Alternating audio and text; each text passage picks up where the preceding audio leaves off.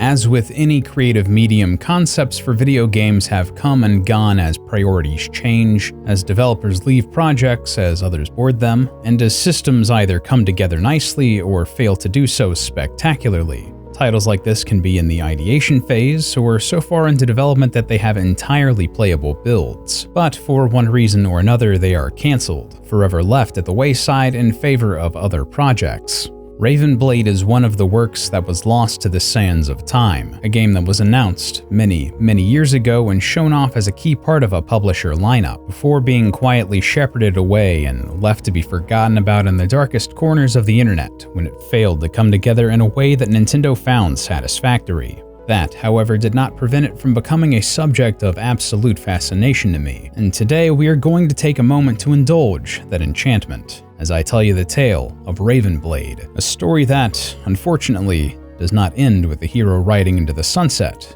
victorious in his quest. So, what is Raven Blade, and why was it cancelled?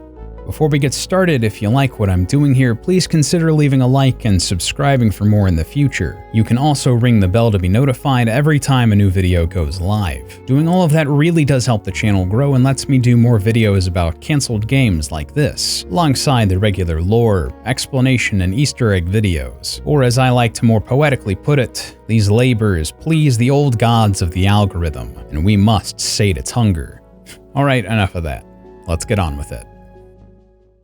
To talk about Raven Blade, we must first discuss a man named Jeff Spangenberg, a developer at Iguana Entertainment and Acclaim who found early success with games like Turok, Dinosaur Hunter. He worked his way up the ladder at Acclaim until he became one of the company's top executives, a position he used to cultivate a powerful relationship with Nintendo. During the period that Spangenberg spent at Acclaim, the company was on Nintendo's so-called dream team of independent but exclusive second-party developers. But Spangenberg had higher aspirations, even if Acclaim was comfortable with their position. This ambition would catch up with Spangenberg, however, as he was fired from his position at Acclaim and Iguana Studios when rumors surfaced that he was planning to abandon ship and start his own company the second his contract with Acclaim expired. The complete story behind Spangenberg's departure from Acclaim is detailed and interesting, but a story for another day. All you need to know is that he was not one to be dissuaded. Now free from the corporate clutches of his former employer, Spangenberg resolved to move forward with those plans to found the new company, a small developer based in Austin, Texas, named Retro Studios. Using the connections he had wisely sown at Nintendo, Spangenberg and Retro pitched the publisher several new titles that featured dark imagery and mature theming for their then upcoming GameCube system. Nintendo, perhaps wishing to bolster their impending console's rather family-friendly library, found the pitch appealing, agreeing to fund and publish 4 projects from Retro Studios.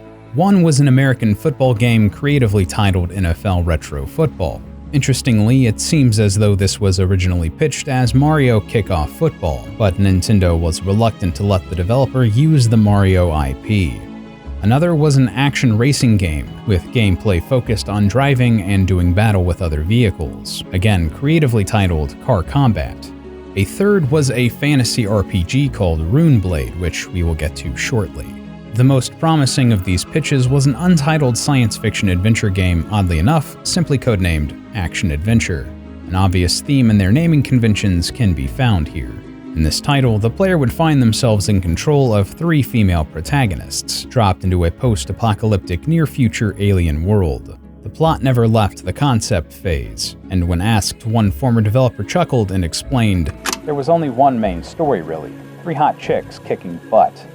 Originally envisioned to take a third-person perspective, Action Adventure was shifted into a first-person title against the wishes of its designers but at the behest of Nintendo and Retro executives. In April of 2000, Shigeru Miyamoto traveled to Retro Studios, sent by Nintendo to check in on their new partner and take stock of the projects and the progress being made upon them.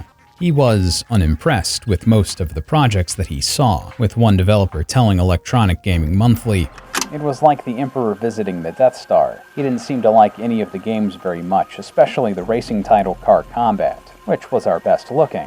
They would come down about 3 times a year and rip on most of the games, except NFL Retro Football, which was under the radar."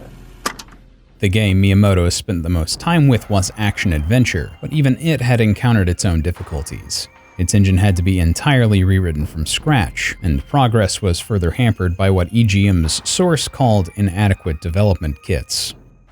Regardless of the issues these games were burdened with, Nintendo still saw potential in the developers at Retro Studios and in Spangenberg's leadership, and took the bold step of lending them their beloved Metroid license. Gene Coulter, a former Retro employee, believes Retro was chosen due to the concept art for their other titles, much of which was drawn by Arne Jorgensen. Nintendo must have seen the opportunity as a win-win.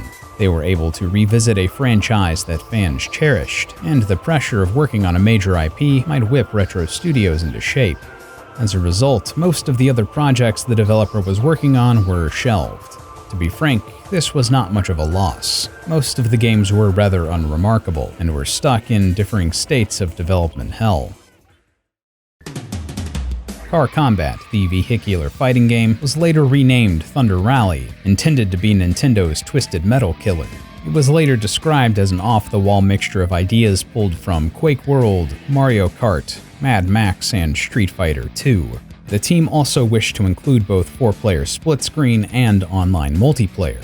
Development was slow, but still, Thunder Rally made it very far into development, further than any of the other games Retro had pitched. Unfortunately, Nintendo had grown impatient with Retro's offerings, and when they touched base in 2001, the company determined that Thunder Rally was too much of a high-risk investment to continue, terminating the game's development alongside 20 employees. Similarly, though substantial progress had been made on NFL Retro Football, particularly with its AI systems and animations, Nintendo seemed less and less invested in the title as EA and Sega agreed to bring their own sports titles to the GameCube.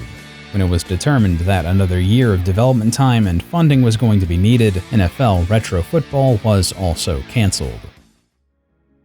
A common misconception is that action-adventure was retooled into Metroid Prime, but this was not the case. It, along with the football and car combat games, were simply shelved in favor of the new Metroid. But what we really want to talk about at the moment is Runeblade, or as it came to be known, Ravenblade. For a time, Ravenblade was the only of Retro's original pitches that remained more or less intact. Originally conceived as a traditional role-playing game with turn-based combat by project lead Steve Barcia, the title was officially put into production in 1999. A short time thereafter, the team slightly shifted focus, retooling Ravenblade as an action RPG with a fully implemented real-time combat system. The game was described as Barcia's baby, and he wanted to make a truly great RPG. David Zed Cook, a veteran of pen and paper RPGs best known for his work on Advanced Dungeons & Dragons 2nd Edition and Planescape for TSR, was brought on board as senior designer. He had also previously contributed to both Lords of the Realm 3 and Fallout 2. The project team also recruited top-notch industry talent from other studios, including EA, Acclaim, and id Software, peaking with about 35 staff across its artists, designers, and programmers. In comparison, Metroid Prime was made with a team of just over 40. The story concept was a self-described epic quest set in an ancient, post-apocalyptic world home to dragons, animalistic humanoids, and demonic beasts. The player was to take on the role of a nameless knight, who could master various weapons and wield magical powers, using them to explore everything from cryptic ruins, to mysterious caverns, to enchanted cities floating in the sky, all while solving the mystery of the titular Ravenblade. Compared to Excalibur of Arthurian legend, the Ravenblade was to be the source of the knight's power, and it was to be the key of casting down the evil sorcerer called the Beast Lord. One anonymous source told Insider that the book Elric of Melnibone was used for the inspiration of Ravenblade. It was thought that players could find and potentially claim the Ravenblade very early into the storyline. Environmental modeler Vanessa Gonwick later said that she was placed in charge of an area called the Sword Room, intended to be the first level of the game and home to several cinematic sequences. The aforementioned Arne Jorgensen was the lead artist, and his vision for Ravenblade's artistic style was described as breathtaking. For a while, things were well, as Retro Studios developed Metroid Prime and Ravenblade concurrently, but a few months in, production hit some troubled waters. Solid, constant progress was being made by the department charged with Metroid Prime, but those working on Ravenblade were plagued by problem after problem.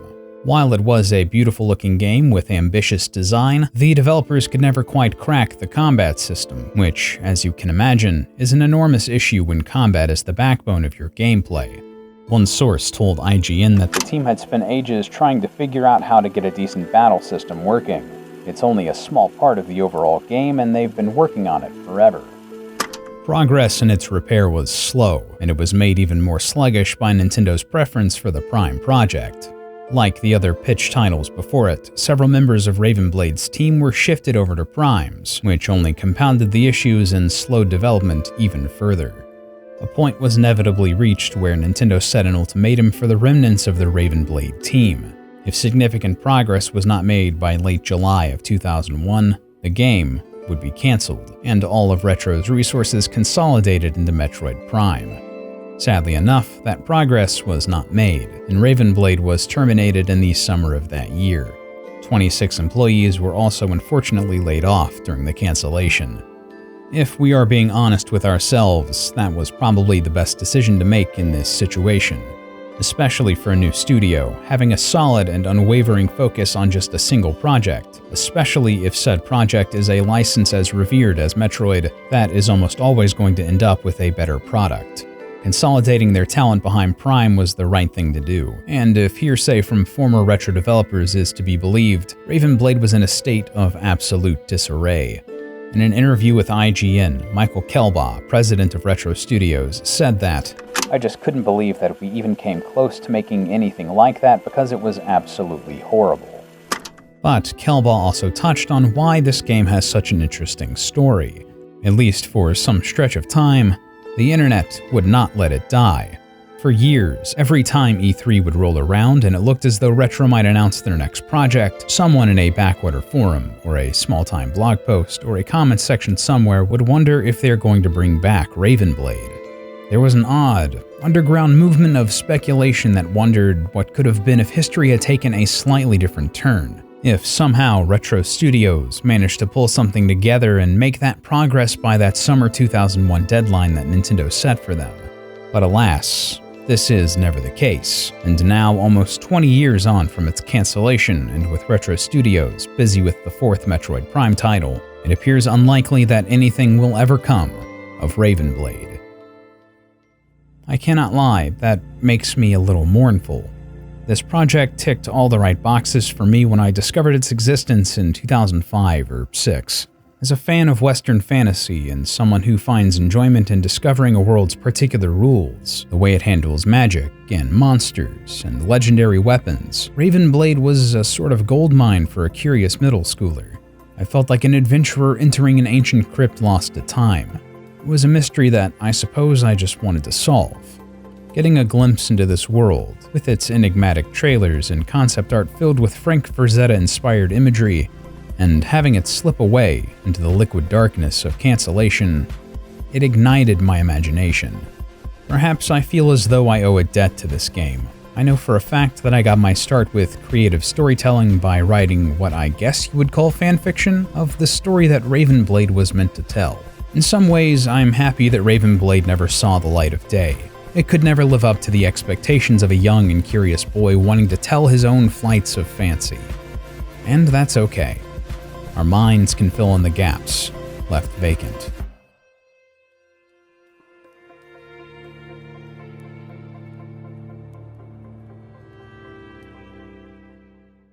Not every game gets cancelled though, but those that often do see release have content that doesn't make it off the cutting room floor. Overwatch is one such game, and there were more characters cut from that title than ones that found release. Be sure to check out my video going through every hero cut from Overwatch. Are there any other cancelled games you want me to take a look at? If so, let me know down in the comments below. And while you're down there, be sure to toss me a like if you enjoyed this and subscribe for more. And don't forget to ring the bell too, so you're notified every time I upload. Thanks so much, and I'll see you next time.